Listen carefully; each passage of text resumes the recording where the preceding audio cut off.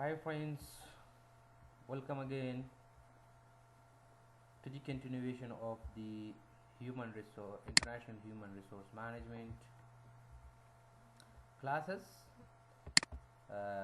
Hope all of you are feeling fine and safe from the pandemic COVID-19. So we are here to continue with the remaining of the course policy of the International Human Resource Management.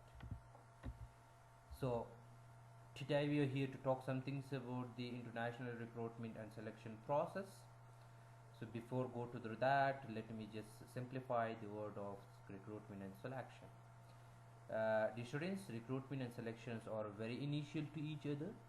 Within the business organizations, both the steps or both the functions which are always followed by the HR department is very significant. So basically recruitment is the process of just searching for the prospective candidates. Recruitment is that process which starts from the date of announcement and end with the date of decline. So the things which happen within this period of time is called as recruitment. So the selection always starts from the recruitment. Once the recruitment is done, then the selection process would be initiated. So once the deadline of the particular or announced position is clear, so the selection would be starting, and then the selection has their own steps and procedures that we are going to give the position to that particular person. So basically selection is the process of selecting the right person for the right job at the right time and at the right place. So let's just discuss this matter at the international scenario. While recruiting people for the international operations, the international HR manager must identify the the competitiveness of the potential applicants at the time of the recruiting process. So, in order to start, or in order to just take into the consideration the term of recruitment at the international or global scenario, before to go through the announcement of the position, or we can see particularly the HR manager of the particular MNC companies must be understanding that this position, how much this position is important, what are the different global competitiveness toward this particular positions, and what are the different applicants who are being applied for this particular position. This is very important, that must be analyzed. The it is it is essential that the workforce of an international organization is aware of the nuances of the international business. Exactly, each and every business organization would be carrying the assets. So human resource is also one of the important assets of the business organization. So each and every business organization at the international level must be aware of this recruitment process. So understandably, the company must keep international knowledge and experience as the criteria in the recruitment and selection process. So once the organization is decided to announce the post or vacancy, so they must be determining some of the knowledge and experience criteria of that particular post at the international level. Assume that one HR manager at the domestic companies may require 5 years experience, but if you talk about the international companies or international HR managers, so they might require 10 to 15 years experience. Thus must be decided. There would be some of the differences in the criteria of recruiting and selecting a particular applicant to the business organization. So, so once we are here to so beside that, the international HR department must have a fairly good idea about the skills and availability of the human resource in the different labor market in the world. Exactly, the HR manager must be having this analysis toward the skills and capability, skills and availability, either this particular skills are available within the international market or not. This is very important, that must be analyzed by the HR manager of that particular organization. The HR department must have the so let me just give the value. The HR department must have the capacity to foresee the change in these markets and exploit those changes productively. So once we talk about the foresees, that is something like there is a process of predicting what will happen in the future What is the need and requirement of the department in the future? What are the changes that may occur in the future? So let me give you an example of COVID-19. Once the COVID-19 happened in 2019, so presently and recently we are just suffering that one. So there are lots of changes that happen toward the business organizations, particularly in the term of human resource. So these all things must be, foresee or predict by the HR department of that particular organization. See, today if you talk about the China or Japan, they talk about the India, then again overlook on the Pakistan, and then go to the Russian countries or overlook on the Russian countries. There is changes toward the market. So that changes toward the market, particularly in the term of human resources, must be analyzed by the HR department, and it should be exploit. It should be exploit the changes productivity. So whatever the changes is going to happen, that must be controlled and handled by the HR department productivity. So at Rowley International Human Resource Department would insist on hiring people from all over the world and place them throughout the international business operation of the organization. If you talk of something about the reality, so if you talk about the real matter of the HR department of the international organization or MNCs companies, multinational corporation companies or multinational companies, they must be very competitive, they must be very aware of the terms that all the employees must be hired not only from one countries, but they must be hired from the different geographical environment. So there would be some of the approaches which has been given or suggested by the science toward the recruitment and selection of the international companies. So we are here to talk some three specific approaches which are available toward the recruitment of the employees for the global operations. Once again, I'm going to put it in a summarized word. There are three basic approaches which are always geared toward recruiting employees for the global operations. Let's see and find it out what are those particular three approaches. The first one is ethnocentric approach. So this is an approach where it determines some particular knowledge and experience toward recruiting an employee or an applicant to the global operations. Assume that if the Apple company is decided to do some of the operations, let's suppose in Afghanistan or Kabul, so before to hold this operation, we need human resources. So these resources must be recruited. In order to recruit these resources at the international or global scenario, what do we require? We require some of the study of some of the approaches. So the first approach is that ethnocentric approach. Let's see what do we have here. When a company follows the strategies of choosing only from the citizens of the parent country to do work in host nations, it is called an ethnocentric approach. If you do remember, while beginning of the subject, we say that once we talk about the IHRM, it is the combination of three geographical resources. One is the home countries, the second is the host countries, and the last one is the third countries, which is not belong to the home countries and host countries. This approach says that, or this approach is a strategy of selecting an applicant from the citizen of the parent countries to the work in the host nations. Now, once we talk about the parents means that the close family members, the close country members could be hired. So now a strategy which always says or define the so the poly the sorry excuse me the ethnocentric approach always is a strategy, or it can be defined as that the company always follow which rules, the rules of selecting an applicant from the citizen of the parent countries to work in the host countries. So assume that if the India company or Indian companies is trying to hire it, so they will be hiring a nation of Afghan to work in the host nations. That is one of the approaches by the name of ethnocentric approach. Normally, higher level foreign positions are filled with the expatriate employees from the parent country. Expatriate, the terms of expatriate means that transferring an employee from one country or from one geographical environment to the another geographical environment, or from one border to the another border. The way of carrying in employees is called as expatriate. So, this approach or the ethnocentric approach is normally higher level of foreign positions.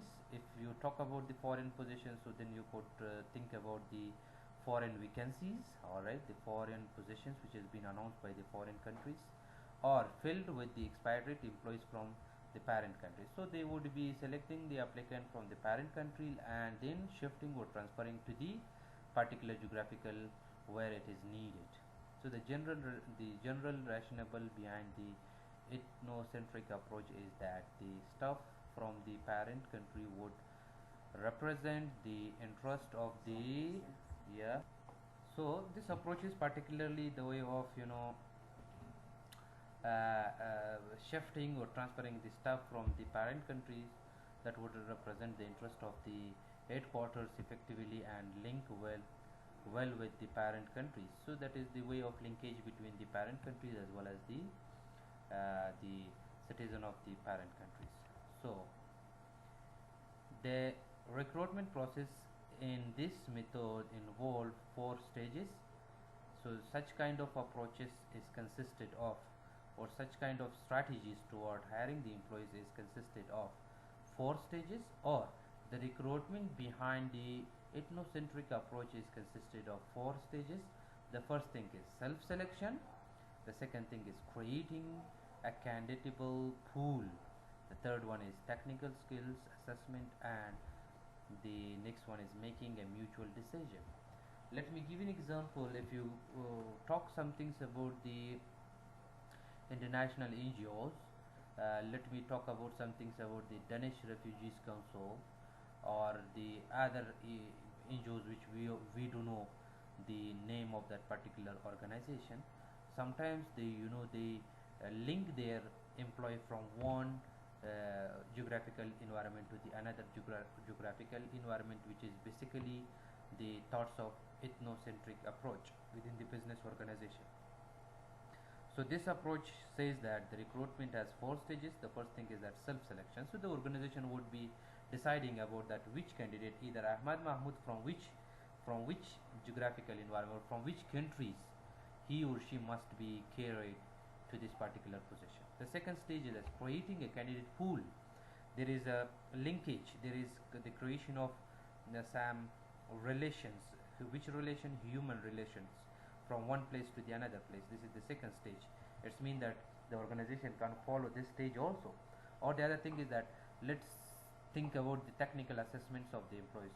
If the technical assessments or skills of the assessment of the Ahmad is higher, so or high, basically Ahmad would be going to that particular position. So the way of analyzing the technical skills rather than theory and knowledge is also important under the recruitment process of the international human resource management under the ethnocentric approach.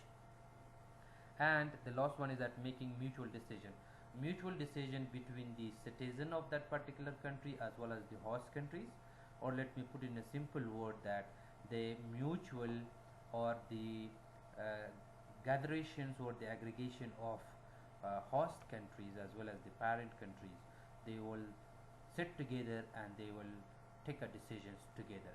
So ethnocentric approach is not some things which is depends on the individual decision. It is depends on the mutual decision. It means that both the point or both the opposite parties would be deciding about that particular vacancies to be filled.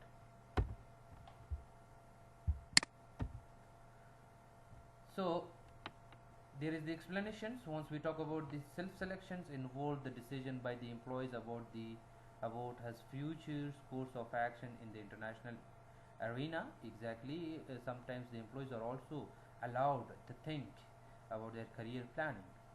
So if they are good or positive toward this, so they might be joined. If they are not, then they may not be joined. So the organization self-selection as well as the employee decisions toward working in that particular position in the future is also very important. That is called as first stage by the name of self-selection. In the next stage, the employees database is prepared according to the manpower requirement of the companies for the international operations.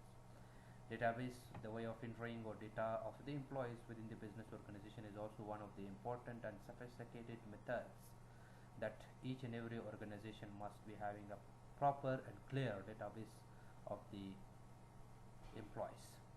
The details, the performance appraisals, the salary and compositions, the activities and the other details must be prepared. Then the database is analyzed, choosing the best and most suitable persons for the global assignments, and this process is called as technical skills assessment. So exactly as I said before that, dear students, today due to the technology enhancement, most of the MNCs companies, multinational companies, are following the database which will automatically work based on the record prepared. So whatever the data has been entered to this database, the database would be highlighting that particular person, that particular candidates. Yes, this particular candidate with due to the experience and knowledge which he has, due to performance appraisal which he has within the business organization, would be determining that yes, this particular person or this particular candidate is suitable for this international assignment or work. That is called as technical skills assessment. Technical skills assessment is that stage or the third stage of recruitment of the international human resource management, which always define the candidates based on their skills, capabilities, knowledge, experience which he or she has it. The final is that the best candidate is identified for the foreign assignment and sent abroad with his consents. Consent is something based on their agreement, rules and regulations, based on their relevancies, whatever things are related to this particular positions to be given to this person, that must be provided.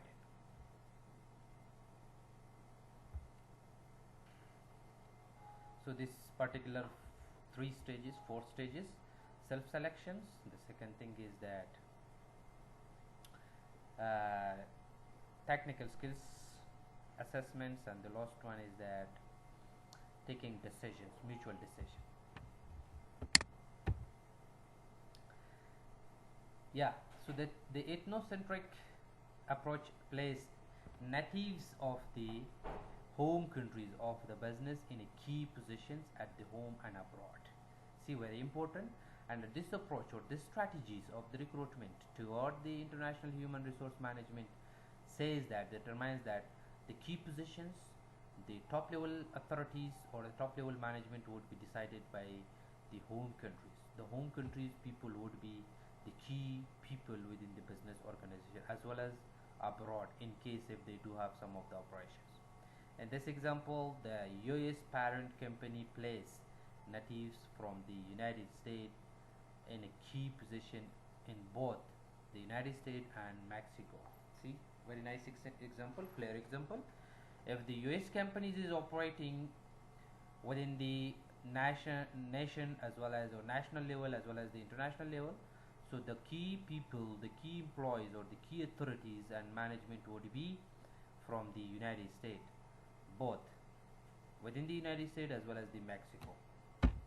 So such kind of the approach is called as ethnocentric approach. This is one of the strategies. This is one of the approach or model that could be followed by some of the multinational companies.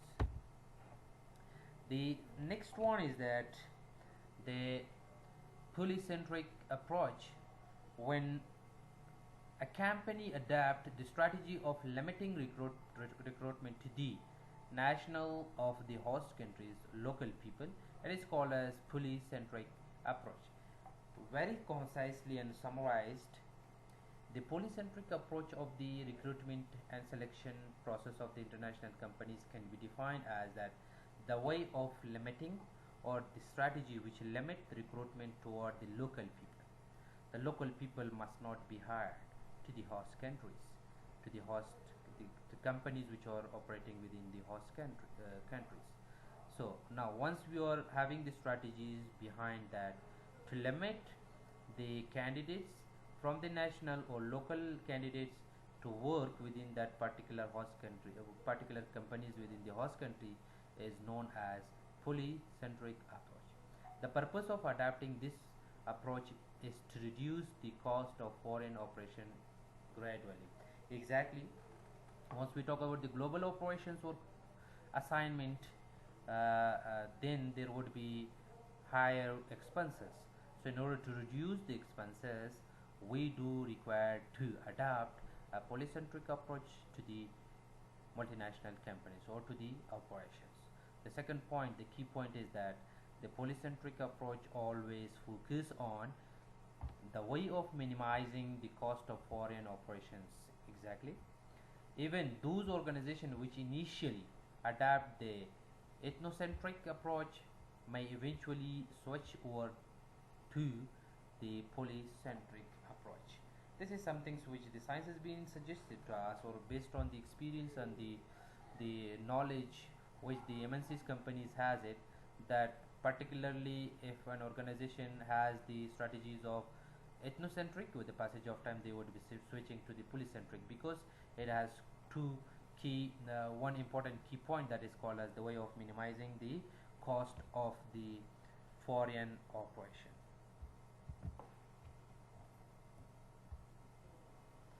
So that is polycentric approach toward the international recruitment, which is the second approach. So the primary purpose of handing over the management to the local people is to ensure that the company understand the local market conditions. These are the reasons that why the MNCs are following the polycentric approach, or either the ethnocentric approach. Particularly, the reason behind selecting the polycentric approach within the multinational companies is that, excuse me, that it's mean that they are trying to analyze, or they are well known with the local market. So based on the market fluctuations, the MNCs or multinational companies are deciding about the approaches toward the international human resource management recruitment. So that they understand the local market conditions, political scenario, and then cultural and legal requirement, and then we legal requirement is better. So based on the situations, based on the conditions, if you talk about the situation and condition, you might be referring to the political, economical, cultural, socials, and other legal requirement. Based on that situations, the organization can adapt approach to the recruitment. The companies that adopt this method normally have a localized HR department which manage the human resource of the company in this country. So the implementation or the implementation of the polycentric approach of the recruitment of the international companies is that it means that they are operating locally. Their policies and strategies are local, based on the local market, based on the situations and culture. So they are always operating and managing the human resource locally and traditionally. Many international companies operating their branches in advanced countries like Britain and Japan predominantly adopt this approach for recruiting executives to manage the branches. So basically, some of the organizations, they give an example. If you talk about the Japan also, some of the companies are just implementing or adapting this strategy, this polycentric approach, in order to manage the human resources. The polycentric approach uses natives of the host countries to manage operations in their countries, and native of the parent countries to manage in the home office. It's something like quite opposite. The natives will go to the host countries, and the host countries candidate and employees would be working in the home offices or in the home countries. For example, in the Australia, parent company uses natives of Indian to manage exactly operations at the Indian subsidiaries. Natives of Australia manage the home offices. It's mean that the quite opposite scenario or dilemma where the native countries or native employees of a particular companies goes to the host countries to manage a particular duties and responsibility, and then the host countries employees would be coming to the home countries to manage some of the duties and responsibility, as an example has been given. The next one is that geocentric approach. Geocentric is particularly referring to the geography or the geographical aspects of the multinational companies. So let's see what do we have here. When a company adopts the strategy of recruiting the most suitable person for the positions available in it, irrespective of their nationalities, it is called as geocentric approaches. Now, very clear that when the company is trying to adapt a strategy, and that strategy they are looking for a suitable candidate. Once we talk about the suitable candidate, it means that right person for the right job at the right time and right place. They does not consider any host countries, or they does not consider any home countries or home applicants or host applicants. Particularly, it refers to the way of assigning a particular positions to a particular person, right person for the right job, or suitable person for the particular positions. That is called a geocentric, which is not related to the home, or which is not related to the host. It is something's quite opposite or something's different, where they are looking for the person. The person might be in UK, the person might be in Russia, or in Asian countries, or in other countries. It doesn't matter. But the point is that that most suitable person for the position available in it. So what the position has been announced, so for that position they would be finding and recruiting and searching for the suitable or prospective candidates. It doesn't matter which country or which nationality is he holding. Companies that are truly global in nature adapt this approaches, since in the utilities to and it utilize excuse me it utilize a global integrated business strategies, since the HR operations are constrained by several factors like political, ethical factors and government law factors. It is difficult to adapt these approaches. However, large international companies generally adopt these geocentric strategies with the considerable success. So it depends on the nature of the business organization. Some of the business organizations are following, or some of the business organizations are not adapting this in. This is again based on some of the political and ethical and government factors. If it is sorting that to just adapt this strategy, so the organization would be adapting this strategy. If not, mean that it is not matter that to consider this strategy. For international recruitment, especially on foreign soil, alright, organizations generally use manpower agencies to consultant with the international connections and repute to source candidates in the additions to the conventional sources. For effective utilization of the internal sources of the recruitment, global companies need to develop an international database of the employees and an effective tracking systems to identify the most suitable persons for the global postings. So it depends on the way of database, in the way of record, or the way of having informations of the employees by the organization. See, if you talk about the international companies, like talk about the Google, Apple, Samsung, they would be having a very strong database where there are numbers of the employees details are existed. So based on that, they can find it out the suitable person for that particular position. So now, if you put in a summarize, so that the geocentric approach is that approach or that strategies behind the recruitment, where we are looking for the suitable person for the prospective candidates. It doesn't matter where he or she is belong, or it doesn't matter where he or she is living, which nationality he or she is carrying, but we are finding the suitable person for the suitable possessions. There is no matter of home countries, there is no matter of host countries, and etc. What we discussed in our previous or the before approaches. The geocentric approach used the best available managers for the businesses without regard for their country or region. As I say that country or region is not important, but they are looking for the best persons to be hired. In this example, the UK parent company uses natives of the many countries at the company's headquarters and at the US subsidiaries. So it doesn't matter where he or she belongs.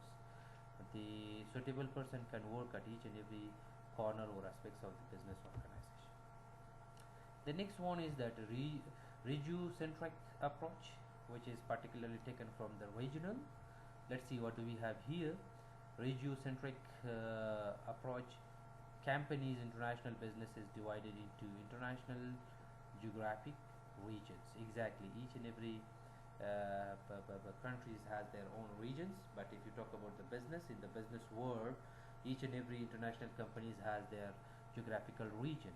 So the regiocentric approach uses managers from various countries within the geographical regions of the business.